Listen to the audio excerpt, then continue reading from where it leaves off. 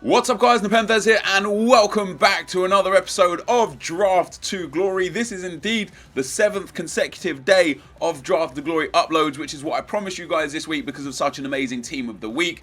I've actually got a few things to just briefly talk about before we get into the draft itself. My second channel is live, link is in the description below. If you want more FIFA, so the Road to Glory, the Pack Road to Glory, Ruin and Randomer vlogs, app games and other games, stream uploads, things like that. Go click that, go check it out, link is in the description below. I thank you guys for your patience on that.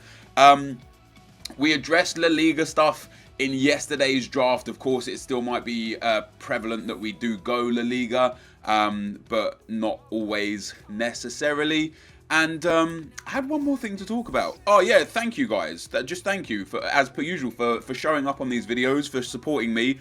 In terms of the drafts now, depending on what the team of the week is next week, because you're going to be watching this on Wednesday, even though I'm recording it on Tuesday. So depending on what the team of the week is going to be next week, it might be another week of draft stuff. I know not everyone likes just draft from me, which is why the second channel's there. So if you don't like just draft, second channel is for you. On top of that, also yesterday, I know that there was a small audio delay in the squad building part of the video. I really apologize for that. I hate making mistakes like that because it's so amateur and this is my full-time job and I should be better than that.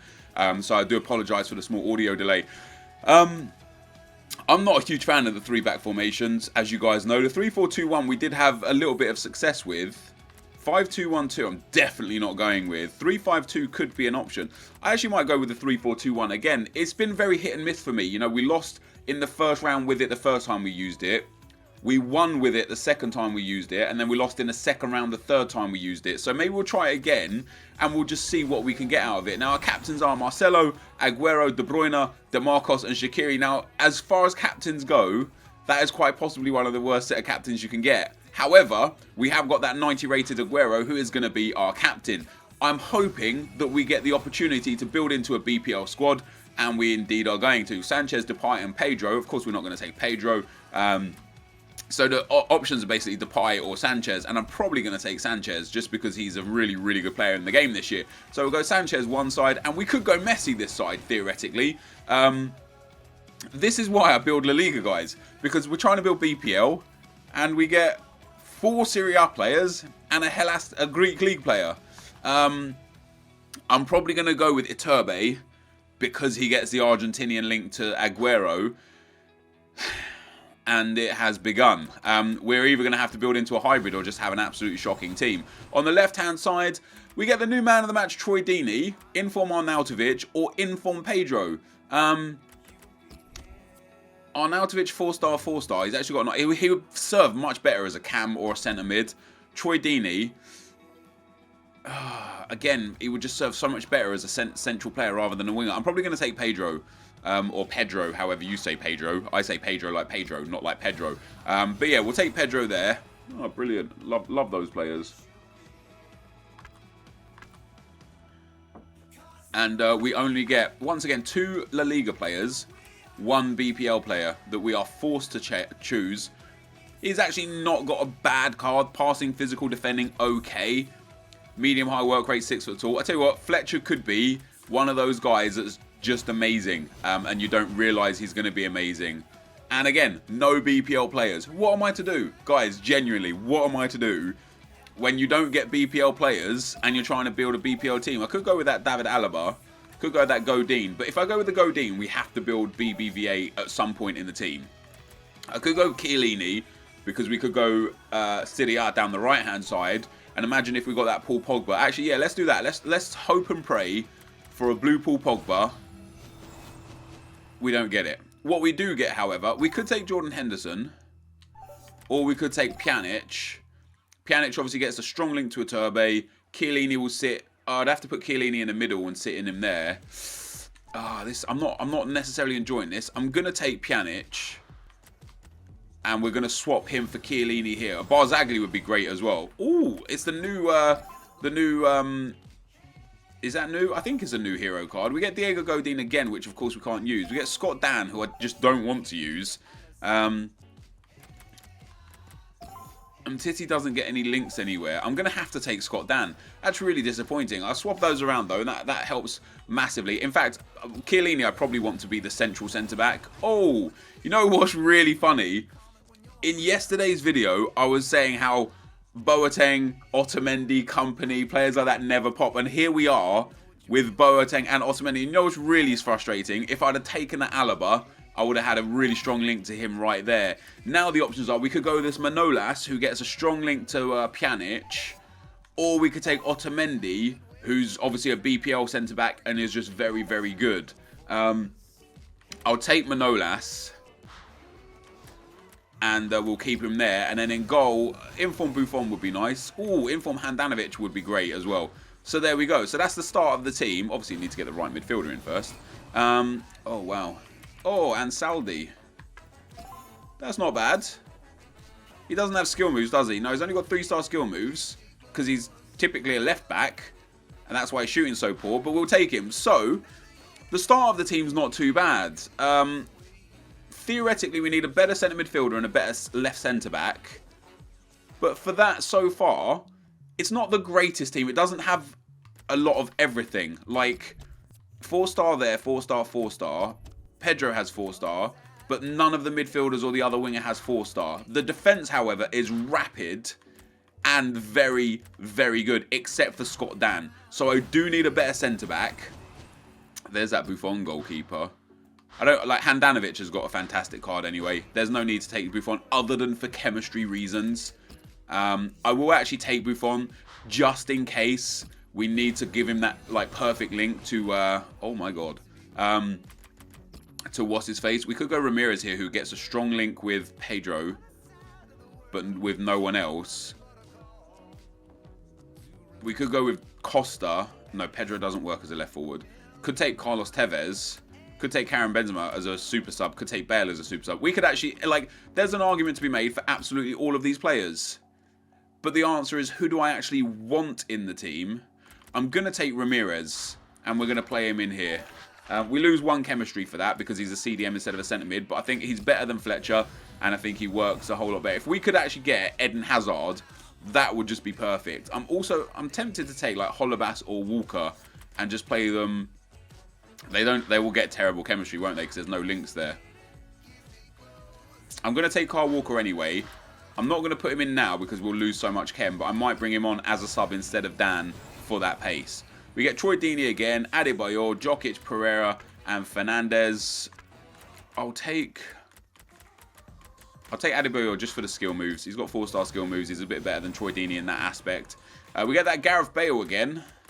I'll take him this time for the super sub section of the team. So not a bad bench. We could put Buffon. We actually get better chemistry with Buffon there, just because of that strong link to Chiellini, the perfect link, should I say. However, if we could get another Serie A centre-back, Barzagli, Bonucci, something like that, the team would be basically perfect. Because Pedro would still get perfect chem. It wouldn't affect Ramirez's chem. It would still be bad. And I'd be quite happy with it, to be honest. Let's see what we get for goalkeepers again. Steve. I'm going to take Casillas just because he's 86 rated. I want the highest rated team that I can possibly get. Collins. Could take Evra. Let's take Evra. Let's put him there. And he only gets 6 chem there. You only get 6 chem there as well, to be fair. But that, could we actually put... Yeah, we could then put Handanovic in net.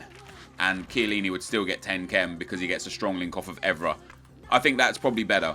Let's have a look at Buffon and Handanovic. Yeah, Handanovic much better. Absolutely much better. So that's a bit of a stronger defence for us there. Olsen, Coleman, Juanfran, Da Silva. Yeah, we don't have anything out of that. So we want highest rated, which will take us Juanfran. Not too bad. We haven't built a La Liga team here, guys. We've done all right. We've not done great. Could go with Costa. Costa doesn't fit. Bellarabi doesn't fit. Mahrez doesn't fit. Juan Mata and Thiago also don't fit. So we'll take Costa. Again, highest rated. He's actually got a very good card as well. As a super sub, he will be phenomenal. What a poor bunch of choices that is. I'll go with Gustavo because he's highest rated, but what a pathetic bunch of choices. Ooh. Okay, right. This is a bit more interesting for us. We could take El Shaarawy.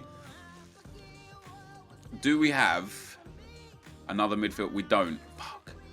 If we had another Syria midfielder, I'd take El Shaarawy and I'd play him. Could take Kondreva and put him on the right-hand side instead of Ansaldi to get... Does he have skill moves? No, he doesn't. He only has 3-star as well. But he's actually got a phenomenal card. Who would you go with here, guys? Would you go with Kondreva or El Shaarawy? I'm tempted to go with El Shaarawy.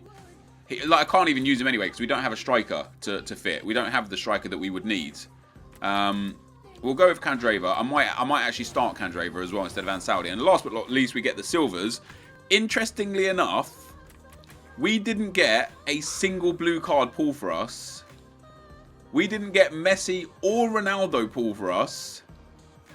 I wonder, like, what's really crazy is about a week ago, don't do it, I claimed that we'd never had any legends for like a really, really long time. Then all of a sudden we started getting legends straight away. Yesterday, I claimed that there's too many La Liga players. Ronaldo and Messi pop too often, and I never see the likes of Boateng or Company or Otamendi. Today, we've got basically none of the elite La Liga players except Bale and Benzema. We've seen Boateng, we've seen Alaba, we've seen Otamendi. EA, if you're watching, 100k pack would be great.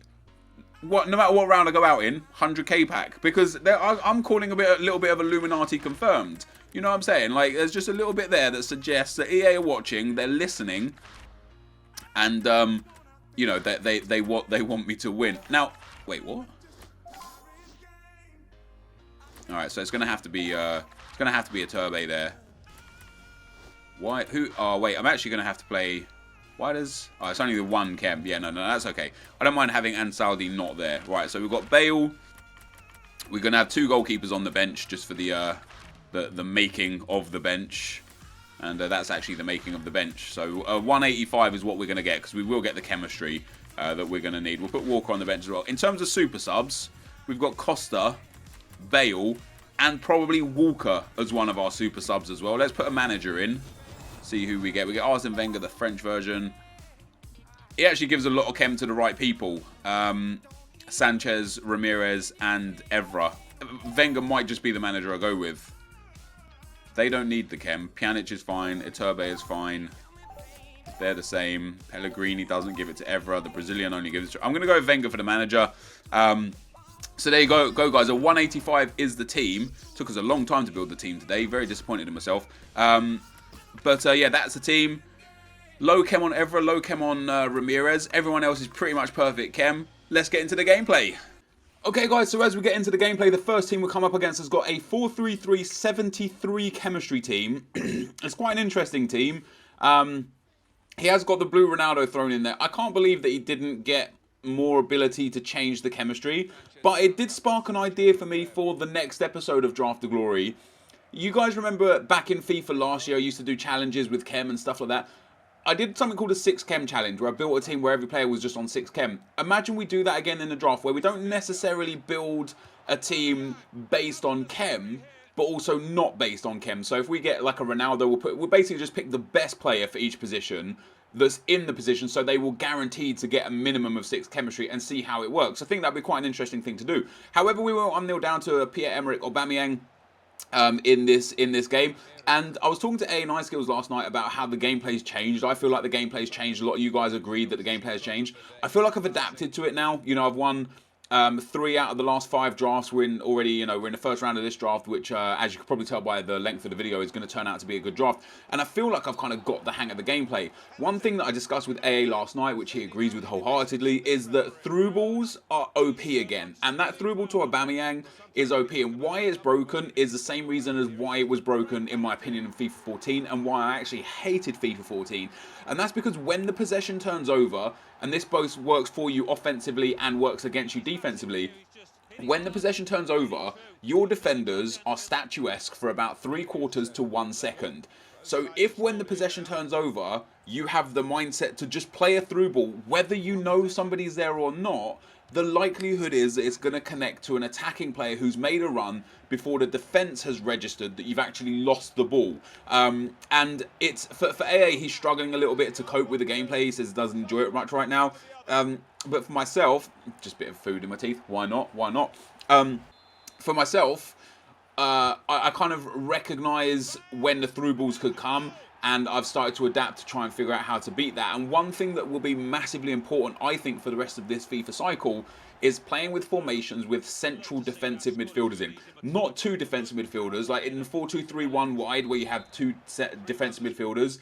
I don't think that will work because they sit apart where the ball can still come through the middle. If you have a central defensive midfielder, just the one, which I obviously don't have in this formation here, if you have just the one, then I think he'll cut out a lot of those through balls. Alternatively, even though I conceded that goal to Pierre-Emerick Aubameyang, I think 3-back and 5-back formations also might be quite worthwhile due to the simple fact that you'll have a central centre-back. So again, on more than one occasion, he will cut it out. Obviously, on the odd occasion, it will still get through the whole defence if they're standing statuesque. But when you've got 3 centre-backs, you've just got a better chance of it just hitting the centre-back rather than going through. If you've only got 2 defenders, there's such a high chance it will go through between the 2 of them or down the lanes, you know, through the full-back and the centre-back. So something to note for your future gameplay, guys, just be careful and be wary of losing possession, especially in the midfield area where let's say you're playing against, or I'm playing against this guy, let's say his Juan Mata picks up the ball instantly and just plays a through ball.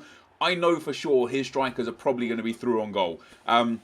So it's something to be careful about. Now in this game, guys, we went 1-0 down to a guy who had his first shot. I was dominating the game. He ends up getting a red card and we end up scoring from the chance on the stroke of half-time. And I actually thought this is going to be now an easy game to see through. You know, I get Alexis Sanchez in the box here. I get a bit lucky with a couple of bounces back, but Sanchez with a finish, beautiful finish into the back of the net, 2-1 up. For a lot of this game, this guy was just passing around his defence. Although I was dominating the game, I would have preferred he didn't get a red card because I was dominating more when he had 11 men than when he had 10 men. And the reason for that is because when he lost the man, he started playing defensive, counter-attacking football. He was literally passing around his defence, waiting for my team to come out and then hitting me on the counter. And it was effective enough for him to the point where it took us all the way through to penalties. Now, I've been missing a lot of penalties in FIFA recently, so I thought I might have been done here. I thought it might have been game over. He dived correctly for the first penalty. However, Bale still managed to put it in the top right corner. If I was him there, I'd be a little bit upset that I didn't save that because you dived the right way. Alternatively, for me, his first penalty, I also dived the right way. And he also still managed to score, put the ball in the back of the net with, I think that was Gustavo there, to make it 2-1. Once again, he steps up with a penalty. Varane steps up. I dive the right way again. My problem here is he's not going far enough that I'm diving into the ball. He's going just a little bit, so I'm diving like basically under and away from the ball. So I thought to myself, instead of diving, let me just move. Let me just move the keeper to the side. And I went to the other side this time because he'd gone to the left twice and Handanovic saves it perfectly. And I know for a fact if I dived rather than just moved, I would have dived past the ball again and I wouldn't have saved the penalty. We end up getting our 3rd, 4th penalties in as well. So we're 4-2 up now. He has to score here to stay in the game. And he indeed did score. He puts it down the left-hand side. On that occasion, if I'd actually dived, I would have saved it. So it relies on me now just to score 1 penalty. Alexis Sanchez steps up. He goes straight down the middle. It goes in the back of the net. We go through narrowly after dominating a first half, him getting a man sent off, and then him pretty much controlling the second half, both possession and chance-wise. He got back into the game. He was playing for penalties or playing to take it to the depths of the game to better his opportunities. But fortunately enough for me, I managed to win onto penalties. Into the semi-final we go, guys. We'll come up against a 4-4-2. I struggled for a little bit against this formation until I figured out his play style. And it made me interested in potentially using the 4-4-2 again. He's actually got a very nice team. Informed Robben, another player that I said you just never see in the FUT draft. And here he is. It is literally almost like EA heard me say, we don't see a lot of these players, and so they just upped the weight of pulling these players. It's just crazy. We get very lucky 15 minutes in against this guy, and we go 1-0 to the good. But this opponent, he was decent to the extent that he knew how to control his players offensively, but he just didn't get much of the ball. However, he got enough of the ball to pull himself back into the game there, 1-1 after 37 minutes with his first attempt of the game. to tie the game up. And I ended up going 2-1 down to this guy with his second attempt of the game. A little bit after half-time here, he gets through with Douglas Costa, and he shoots a lovely finish from Benzema. You can't take that away from him. You're probably thinking, how do we know that's his second attempt? You could just be lying. He could have been dominating you. You'll see in the match facts at the end of the game. So I was panicking a little bit. You know, I went 2-1 down to this guy. I thought, don't let it be one of these games where I just don't have enough in me to get the goals. I went ultra attacking. And ultra attacking against this guy's playstyle and the flat 4-4-2 just seemed to destroy him. The runners that especially the wingers started making in behind got me into so much space and caused so much problems for him. We end up scoring with Gareth Bale there in the 72nd minute to go 3-2 up, and I was just confident at this point that I wouldn't throw the lead away. You know, 20 minutes left is a long time in FIFA, but I was creating so many chances, and we get another chance here, a couple of ball rolls from Ramirez. He just waits and waits and waits. Douglas Costa gets through on goal, cuts that back to Gareth Bale, who taps it in the back of the net to make it 4-2 in the 86th minute. And at that point, it is genuinely game over. Like, he's just not going to come back from that. But we still get a corner in the 90th minute. He's sliding all over the place now, trying to foul me. He's obviously very frustrated. We do get the ball back here with Alexis Sanchez. Step into the space, cut it back to Bale again. He hits the post. Of course he hits the post. Why would he score from 4 yards out? Another thing that I discussed with AA is how often the post has been hit recently as well. And you've seen it already, I think, 4 or 5 times in this episode alone that I've hit the post or bar, or my opponents hit the post or bar. However, I scored a 5th goal. We end up winning 5-2. Gareth Bale playing perfectly well up at striker. And you'll see by the match stats very briefly here, he had 3 shots, 1 on target to my 19 and 14 on target, all from very good areas. I definitely deserved the win, and we find ourselves in the final up against a 5-2-2-1. He's got a couple of blue cards. Other than the first guy who had the blue Ronaldo, we haven't seen much Team of the Year or La Liga teams, so it was almost surprising to see a heavily influenced La Liga team, because I don't think they pop much today, interestingly. And once again, I came up against somebody who was just very, very good. You know, I'm finding it quite a lot recently that I'm struggling in games, but I'm kind of pursuing it a different way. Like, usually when I go 1-0 down against a tough opponent, I start throwing, like, I just start getting angry at the game. I start blaming the game. But recently, I've been really trying to focus on just keeping myself together. And the reason why I'm trying to focus on keeping myself together is because when I don't keep myself together and I start losing, I end up losing by a lot of goals, like 5, 6, 7 goals. You've seen it in previous episodes. I go all out attack, I lose my cool, and instead of losing 1-0 or 2-0 or potentially having a chance to get back in and give a close game, I end up throwing it all away, and I don't want to do that anymore, and that's exactly what I didn't do here. I end up keeping my cool. I got my one opportunity from which I scored with. Straight after half-time, we got another opportunity from which we scored with, and this kind of changed the dynamics of the game. This guy started going a bit more attacking. He was really trying to press me. He was throwing a lot of bodies forward, and he was so unlucky not to score there. Handanovic picking up the ball, and from the counter-attack, Handanovic throws it to Bale. He kind of bites on the runner rather than the ball carrier, and that allows Aguero the space in behind. He's got Khomeini in net, so I tried a long shot, and Aguero puts it in the back of the net, and we have won the draft again. That's now 4 draft wins in the last 6 episodes, which is brilliant. You can see that Handanovic got man of the match with 10 saves. My opponent probably deserved a little bit more out of the game than what he got. It was a little bit harsh on him, but that was all because I kept my cool and I didn't waste my chances. But anyway, guys, that is the end of the gameplay. We win yet another draft. Let's get into the packs. So guys, we end up winning the draft. It was a difficult draft, and this team is very interesting. It was both very good and very bad. I think the core of the team is pretty decent. Manolas and Chiellini were brilliant. Candreva was a bit meh, as was Pedro. Pjanic and Ramirez were great. Sanchez, Aguero and Iturbe were great. The subs that I made quite often were Bale, Walker and Costa on. Walker for Evra, Costa for either Pedro or Sanchez, and Bale for either Aguero, Iturbe or Candreva. There was one game where I did bring Luis Gustavo on. But in general, I feel like I've found the knack for this formation, and that's just to go attacking. Because if you go balanced, your players don't move into the positions that you want them to be in when you want them to be there. So a future tip for you guys that go 3-4-2-1, just try going attacking from kickoff, and I think you'll find yourself in a good spot. So just want to look at the history real quick. We have of course reached our 150th draft win or victory. We've won 24 of those 72 entries, which is an exact 1 out of 3 win ratio, which I'm actually very happy with. Bearing in mind 4 of those wins have come in the last 6 episodes. I just want to point something out. few episodes ago I said I've never got legends. I started getting legends. Yesterday's episode said I don't get the you know, the Boatengs, the Otamendi's, etc. Today the Boatengs and the Otamendi's came and no Ronaldo's or Messi's came. I also said in today's episode wouldn't mind a 100k pack. I'm just saying if 100k pack comes, is that or is that not Illuminati confirmed? So this is the prize that we get. Oh, that's the same prize we've got the last 3 wins. 2 rare gold packs and a premium gold pack. It's not a bad prize because I did pack the Ronaldo in one of these rare gold packs, but it is one of the worst prizes. The only like saving grace is the sheer amount of consumables, the sellable consumables you get in these rare gold packs is just obviously very high. But a draft win is a draft win, guys. You can't complain. So we open a premium gold pack and we get no one. We get Pareja there. No, see, there's not much. We'll send the contract to the club. We'll send that to the trade pile. The right wing to right forward might be worth a little bit. The rest of these guys just definitely are not worth anything. The kit as well, not worth anything. So that pack was a bit of a waste. Now we've got the 2 rare gold packs. I haven't had a 50k pack or a 100k pack in so many episodes. And it's going to be Moreno. That's such a letdown. A 79 rated. We get Moreno, Kulka and Sacco. As I said, like the contracts, the fitness cards are really helpful because they're like 12 to 1300 coins each. So that, you know, they go for a nice amount. Sacco, Kulka and Moreno might sell for a little bit more than discard price, but probably not. And that leaves us with one last pack. EA, we've won the draft. The last 4 times we've won the draft, we haven't got anything good in packs. Like nothing. The last good player we got was after going out in the first round and we packed upgraded Gonzalo Higuain. It's time. I'm due.